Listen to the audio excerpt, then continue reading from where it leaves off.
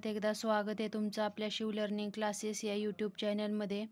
आज आपण प्रकरण 5 संभाव्यता यावर 1 गुणांचे प्रश्न डिटेलमध्ये पाहणार आहोत। जे इम्पॉर्टंट क्वेश्चन आहे तेच आपण यामध्ये घेणार आहोत। मागच्या 1 2 3 4 प्रकरण जे झाले त्यावर पण आपण महत्त्वाचे प्रश्न सिक्वेन्सनुसार म्हणजे 1 गुणांचे महत्त्वाचे प्रश्न, 2 गुणांचे, 3 गुणांचे असे प्रश्न पाहिले। अक्षरशः 4 मार्काचे पण प्रश्न आपण जे इम्पॉर्टंट आहे ते कव्हर करण्याचा मी प्रयत्न केलेला आहे। तर ते पण व्हिडिओ कोणी बघितले नसेल तर ते नक्की बघा, जेणेकरून तुम्हाला एक्झाममध्ये त्याचा नक्कीच उपयोग होईल। आज आपण संभाव्यता डीपमध्ये घेऊयात। जे 1 गुणांचे प्रश्न आहेत आजच्या व्हिडिओमध्ये तेच घेऊयात। बघा, सुरुवात करूयात। एक पहिला प्रश्न आहे, पुढील पर्यायांपैकी कोणती संभाव्यता असू शकणार नाही? Option A 2/3, B 1.5, C 15%, D 0.7। तर त्याचं बरोबर उत्तर काय आहे? 1.5। 1.5 का? तर काय, कोणत्याही घटनेची संभाव्यता 0 ते 1 किंवा 0% ते 100% अशी असते। घटनेची संभाव्यता 1 पेक्षा अधिक नसते, म्हणून त्याचं काय आहे? ऑप्शन नंबर बी 1.5 हे उत्तर बरोबर आहे। बघा, प्रश्न क्रमांक 2, एक फासा फेकला तर वरच्या पृष्ठभागावर 2 पेक्षा लहान संख्या असण्याची संभाव्यता किती असेल? Option A 1, B 1/3, C 1/2, D 1/6।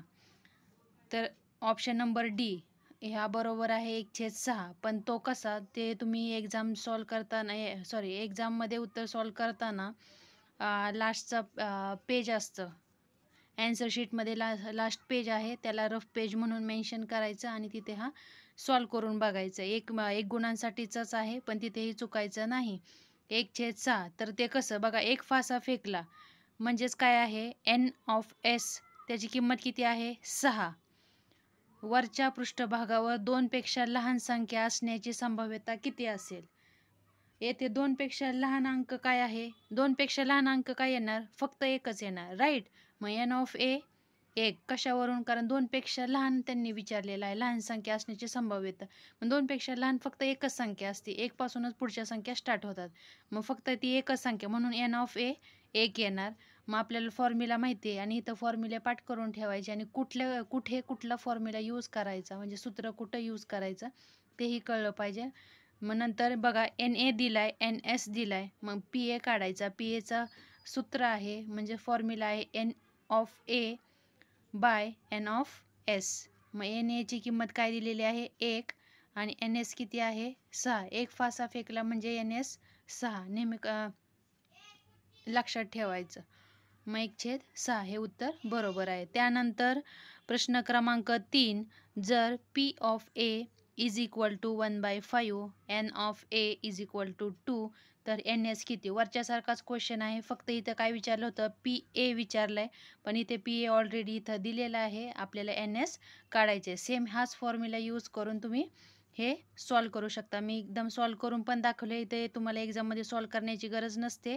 गरज म्हणजे तुम्ही रफली सॉल्व करू शकता उत्तर काढण्यासाठी, पण फक्त उत्तर लिहिताना तुम्ही काय ऑप्शन नंबर जो बरोबर आहे तोच फक्त तिथं मेन्शन करायचा।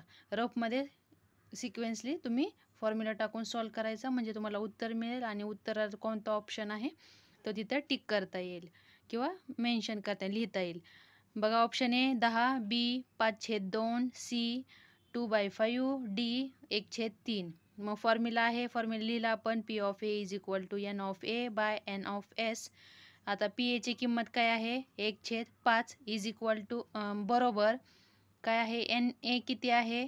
2 आणि n(s) मग काय केलं आपण? हा 10 कसा आला? ह्यांचं क्रॉस मल्टिप्लिकेशन करा, ns × 1 ns बरोबर, आणि 5 × 2 10, 5 × 10, मग ns ची किंमत किती आली? 10, राईट।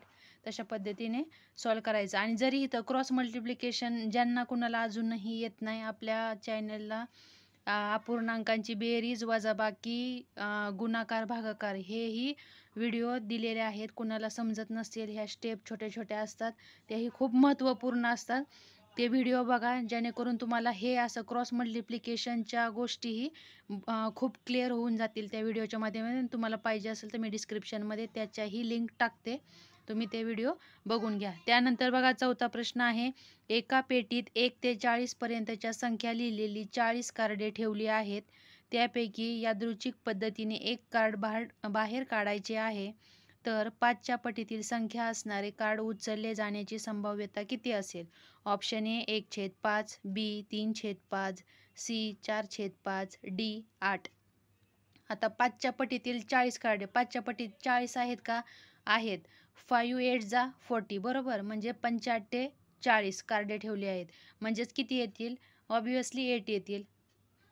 5 गुणिले 8 केले तर 40 येतात, बरोबर. सिंपल कॅल्क्युलेशन आहे. 1 ते 40 पर्यंतच्या संख्या लिहिलेली किती कार्डे ठेवल्यात? 40 कार्डे ठेवल्यात. त्यापैकी यादृच्छिक पद्धतीने एकच कार्ड त्यांनी बाहेर काढलं. मग 5च्या पटीतील संख्या असणारे कार्ड उचलले जाण्याची संभाव्यता किती आहे? 8. का? तर 5च्या पटीत बघा ना, 40 पर्यंतची संख्या म्हणजे 5 8 40, 8 हे उत्तर